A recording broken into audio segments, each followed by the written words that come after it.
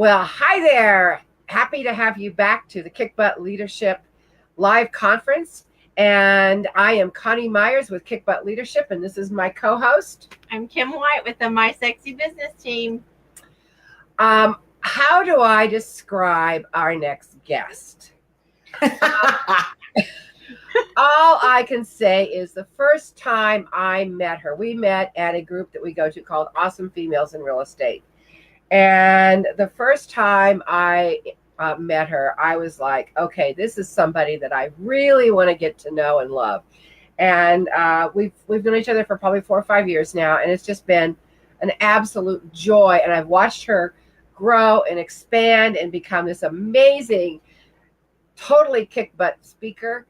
And Cheryl Leighton Knowlton, thank you for joining us. Oh, Connie, thank you so much for having me on. It's an honor to be here. So, Cheryl, the first question I ask everybody is, were you a leader as a child?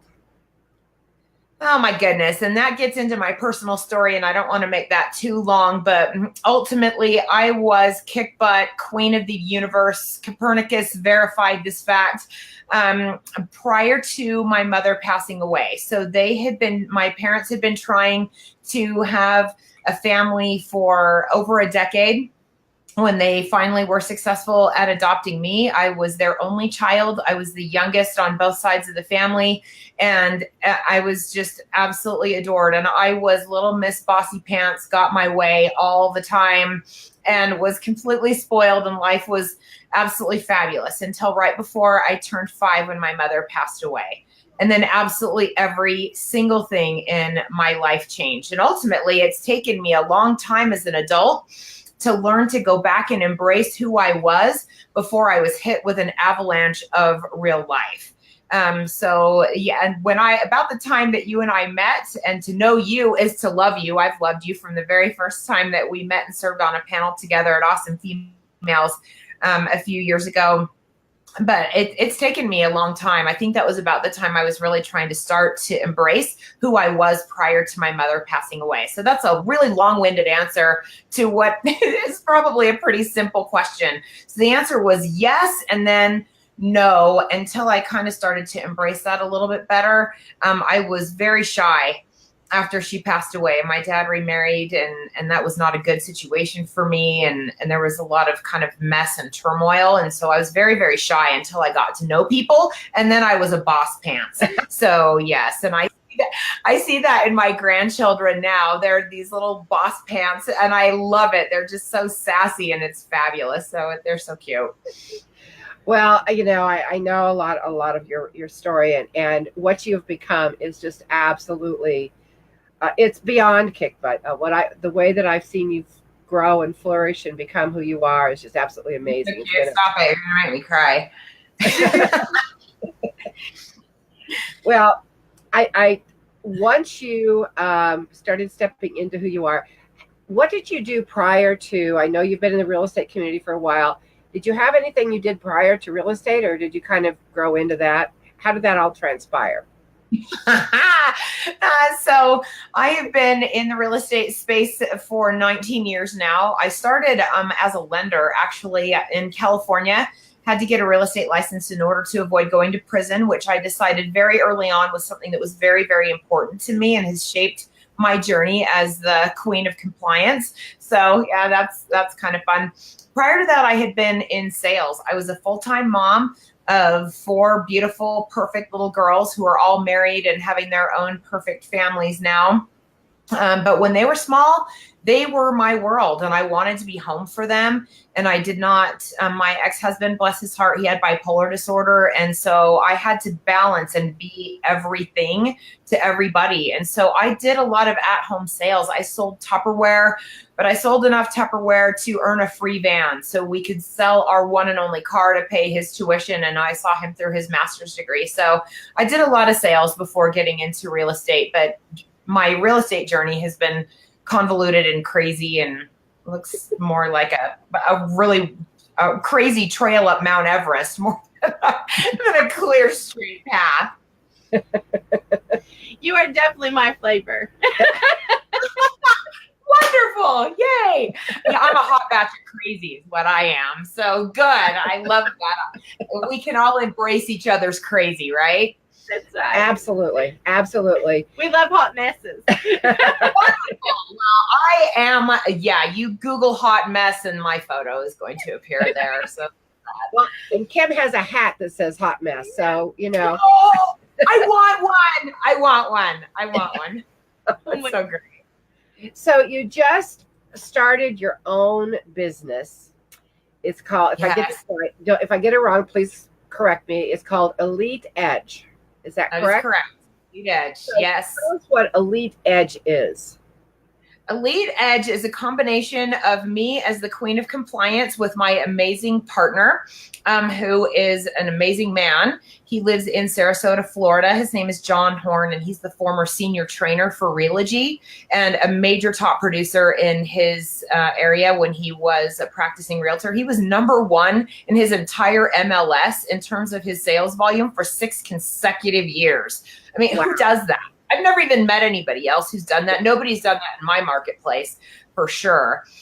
He approached me in April and asked me if I wanted to, suggested we both quit our day jobs and change the world. And so we are a real estate sales and compliance training company. He brings the sales training piece and I bring the compliance training piece. We're the only company in the training space doing both intentionally at a very, very high level, bringing a lot of field experience, but behind us almost 20 years for me and 24 years for John. Wow. Well, I know. So we ought to be old enough to know better by now, right? Maybe someday we'll grow up. Thankfully, we figured out what we want to be when we grow up. We wanted to own our own company and change the world and make it a better place for real estate professionals to practice in a safer sandbox. And that's what we're doing. I love it. She doesn't even look old enough to have done anything for 20 years. Yeah. And when you see her in person, it doesn't look any different. You guys are so cute. Thank you. I will let the girl who does my Botox for me on a regular basis know that you said so. I love it. So when we were talking about, we were messaging back and forth about things you would like to talk about when it comes to Kickbutt leadership, you mentioned happiness or success versus failure. So we all have failures in our lives, but how do you approach failure?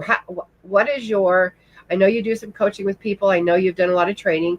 How do you help people through the concept of failure? I have a very good friend who delivers a keynote called Finding the Gift in Your Garbage. And ultimately, I mean, I just very recently met her, but boy, we just really hit it off and connected like you and I did, Connie, when we met. And I just love her. And I love that approach. Without realizing it, that's what I was trying to do, is trying to live in a state of gratitude. One of the most dynamic and charismatic leaders in my life that I was privileged to call my boss 4 years ago, he was the one that taught me that gratitude is not a thing that you occasionally feel on Thanksgiving or when you're trying to be grateful. It is a state that you try to live in all the time. And that's whether things are going great or whether things are going horribly. And so I've tried to look at the failures that I've had with a sense of gratitude and trying to extract the gift from those experiences. Okay, what did I learn from that? And John Maxwell's whole philosophy of failing forward. Okay, that didn't work. And my wonderful coach, a mutual friend of ours, Joanne Foslin, she was my coach for years during my formidable years. And she taught me sometimes it's more important to realize what is not working in your life than to realize what is, because sometimes things are floating around in puffy clouds and unicorns and everything's so great and we can't really isolate and target what is working really well. But man, I don't know about you, but I know about me. I am really good at figuring out this sucks. This is not working. And to be able to learn from that and move on from that. And so just extracting the gratitude from things. Thank you for that lesson. Whether you're thanking the universe or your maker, whomever you're putting it out there to, thank you for teaching me this, or even to the person. And you don't have to say that to the person if, being with them zaps your reason for living and you'd rather shave your legs with a cheese grater than spend time with them. You can put it in a note or just say it. But you can express it and get it out and feel grateful for the lesson that you learned, the things that you realize, I don't want to do that anymore, and learn from the failure. So, and I don't know about you, but I've had plenty of opportunities to do that. I've had lots of practice. Yeah, lots of growth time. I always say, well, a failure is really nothing more than a course correction, and it's a crystalline moment that you look for the gift and you find there's always a purpose, and Yes. whatever that purpose is, and then you move forward and you let it go. Absolutely. And sometimes we have to be in a quiet space in order to realize that we're really not happy. And that, a few years ago when I made a major job change that was very scary for me, I thought I was doing a half marathon, and you know me well enough. I'm really not a runner. I love events. I love the excitement of an event, and I love getting a medal at the end, and I love eating hash browns at the end. So that's why I love half marathons. It's not because I'm this great runner like a lot of my friends. I'm not that person. And my thighs would definitely verify that fact. But I was running a half marathon, and I realized I am so unhappy right now. And I don't like the person that I'm becoming. I have to make a change right now. And I did. Within 72 hours, I gave notice, and I had nothing at the end of that cliff that I was jumping from. I just knew that I absolutely had to make a change. And so sometimes we have to be in a quiet enough space that we can realize, wait a minute, stop the press. This is not working, so that we can move forward and have a crystalline moment. If we're just on the hamster wheel, we can't have the crystalline moment because we're too busy caught up in the rat race, Absolutely. That was a great way to put it, though. That was like really profound, because if we don't get quiet, we'll never figure it out. That is so true. And the very first time that I met Connie, we were on a panel together, and she was talking about crystalline moments. And as I've learned her story and more about her life, and man alive, I think about that all the time. Oh, this is a crystalline moment right here. So I try and journal those things, because I think I'm going to remember. And especially now that I've hit a significant birthday, that's the biggest lie I tell myself, is I don't have to write that down. So journaling has become very important to me. When I'm having a crystalline moment, I try to write it down, even if it's in Evernote. Sometimes I'll send a text to myself. That's how stupid it gets, just so that I can chronicle it and know that I can go back and find it later. Oh, no. We're definitely related. Yeah, it's not always about the profound quiet moment with a cup of tea and sitting down and having this beautiful journal moment. It's, hey, Siri, remind me that I'm an idiot and I did this. Oh, yeah, and look, Siri is cooperating, and yeah, it's like, oh, what do you want? Love it. Well, I think the most important thing is you get them down. One of the best ways to overcome fear or being stuck or moving past a failure or anything else is just acknowledging what that moment is. And then you can go back to it and you say, okay, and the gift may not show up right away. It may take a while for that gift to show up of why that happened. Oh, absolutely. And you talk about, as you and I talk about my personal story right after quitting that job, realizing I was so unhappy, the very day after my last day, or the very day before my last day at work on that job, I found my birth family, and which I had been searching for them for 47 years, and my head popped off and spun around. I didn't know which way was up, and everything was so crazy for me in my head that, it was talk about a crystalline moment. It was such a gift to be free from having to work for somebody, so that I could get my head together. And then another amazing opportunity presented itself, but I wasn't ready for it until I was ready for it. So there's a gift in that too. So you've had a lot go on in your life, and I know that you're very much into vision and purpose and why, and what helped you to find your purpose? Because I know you found it. So what helped you in figuring out what that was? Personally or professionally? Man alive, but that's a question and a half, isn't it? Well, it all starts with our personal. So start with the personal, and then how that translated to your professional. Oh my word. I should have brought Kleenex in here. Oh, There's no Kleenex in my office. Having been adopted at birth and not knowing, and then losing my adopted mother when I was so young, and my childhood just became really crazy. When I held my first daughter in my arms and looked at her, and she was the only person on the entire planet to whom I knew that I was related.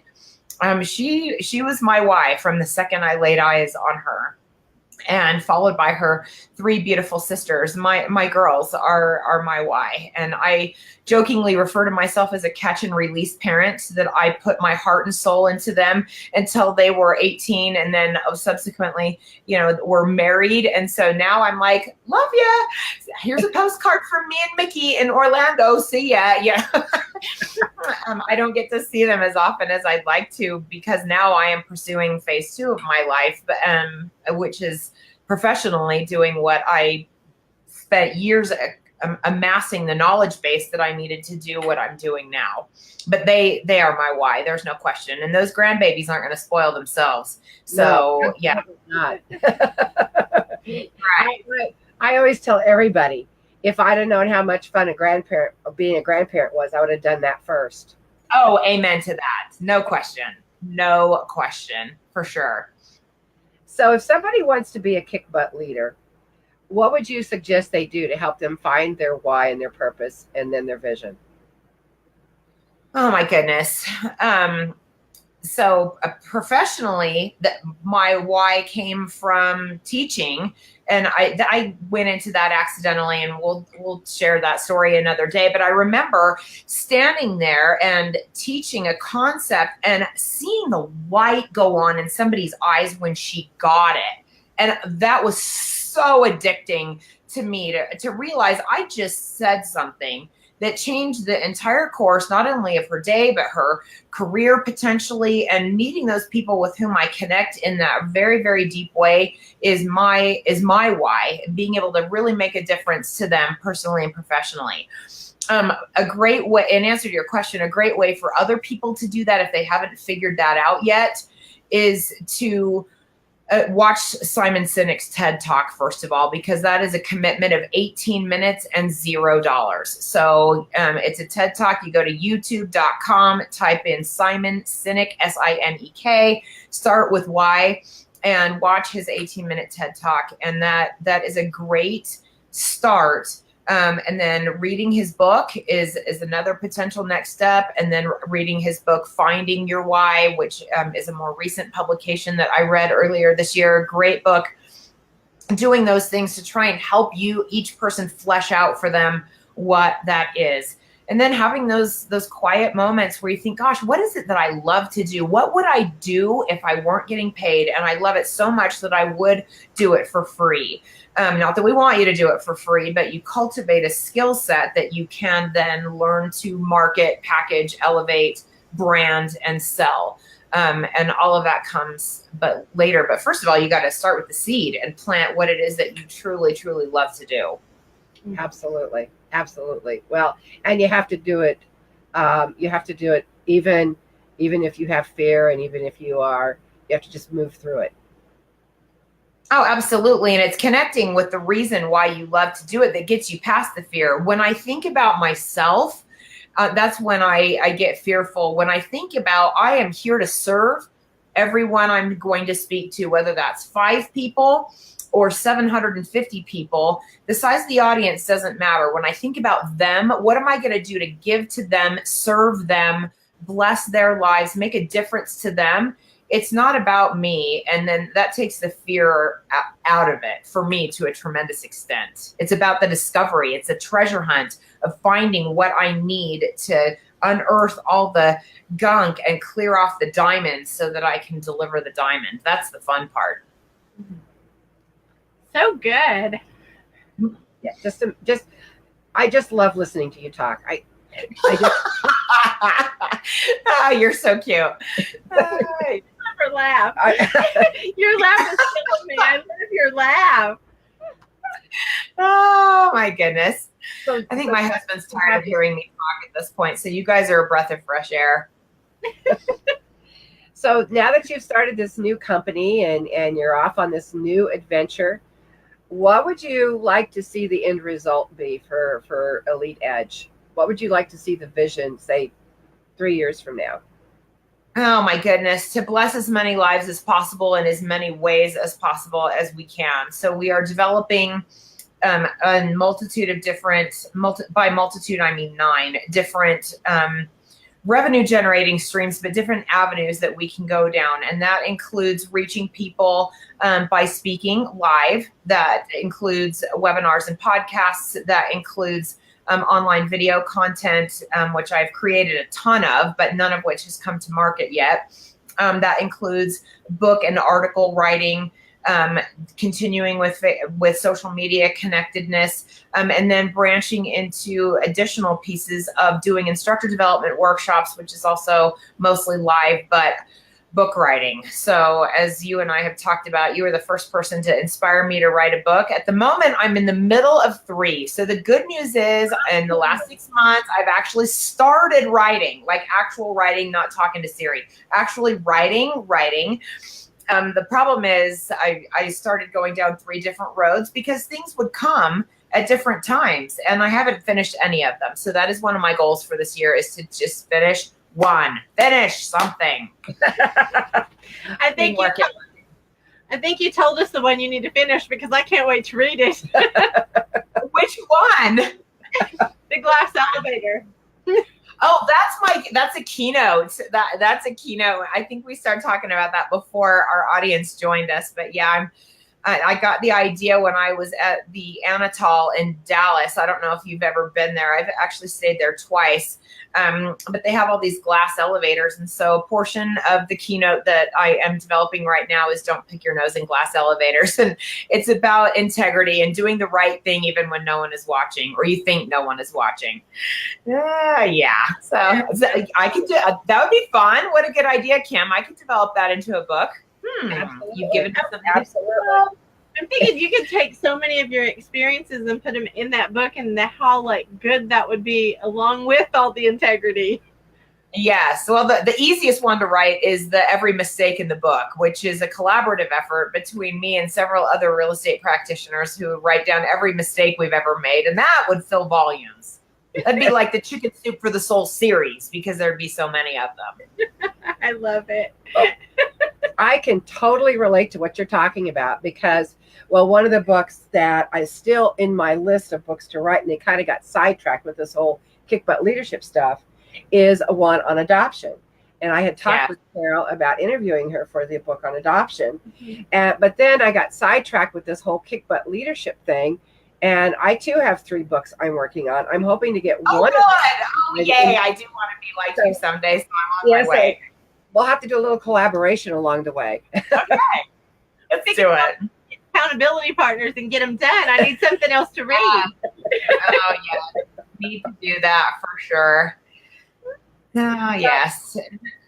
The adoption piece is one that I have. That is one of the 3. But ultimately, as I've gone really deep with that, that's been very cathartic for me. But ultimately, a lot of that is not my story to tell. So I have to be very sensitive to those issues in terms of not treading on other people's feelings, putting things out there into the public forum that other people would be affected by. So I have to be sensitive to that. It's not just my story. No, absolutely. It does involve. That was one of the things when I started doing interviews with people that have adoptions. You've got a lot of people involved in that situation, and you need to be sensitive to everyone that is involved. So yes. Well, I am so excited for your new company, and it sounds like it's going to be a huge success. And thank you. You are truly one of my Kickbutt leaders already. You have been for a long time. Our mutual friend, she left just a couple weeks ago. It just inspires me. I did an interview of Fafi, by the way. Her name is Fafi Moore. I'm going to say her name. She's just a delight. And I did an interview of her for my leadership books like 2 weeks ago. And she's just a joy to be around. And I know that she just is so excited for you and what you're doing with your new book or with your new book. You're so cute. When do we get to see that? I would love to read I've that. got them all. I wanted to get this launched, and I'm going to start doing more Facebook lives, but I'm also then going to sprinkle in all the interviews that I've done with the books. But I'm gonna take out pieces of them. I'm not going to do, because they're all like about the same long, 20, 30 minutes. So I'm going to make them shorter and put them out in little piecemeals on topics. So I've got them pretty much broken down now, and hopefully they'll start flowing out next week sometime. Good. Everybody should pay close attention to every single word Fafi says. She is brilliant and beautiful and just so amazing in every way. Absolutely.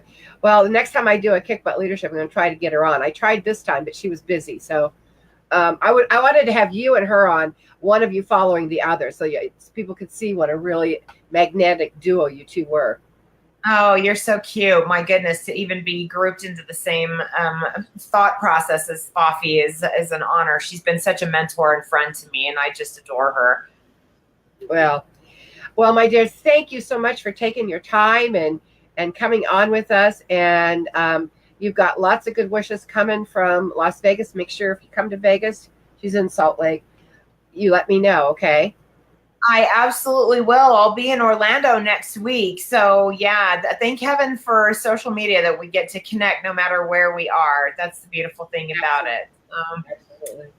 Good luck to to you and to all of the female leaders out there who want to step up and be visionaries in their own lives. It's a beautiful and wonderful thing to just seize control of your own life and chart your own course. Absolutely. Well, thank you for being on, my dear. And I am Coni Meyers with Kickbutt Leadership, and this is my co-host. I'm Kim White with the My Sexy Business Team. And we have the kickbuttleadership.com. You want to know more about the course, please go on there and check it out. And I love what you came up with. Now I can't remember it. It was so awesome. I forgot. I'm so glad I'm not the only one who does that. A kickbutt leader is someone who attracts the right tribe, creates the right team, and helps the sales increase for all of them. That's Ooh, good. love that. Yeah. Got it. Find your tribe and love them hard. Absolutely. Absolutely. All right. Well, we'll be back for a wrap up of the day 4:30 at 4:30 Central Time and 2:30 Pacific Time and 3:30 Mountain Time.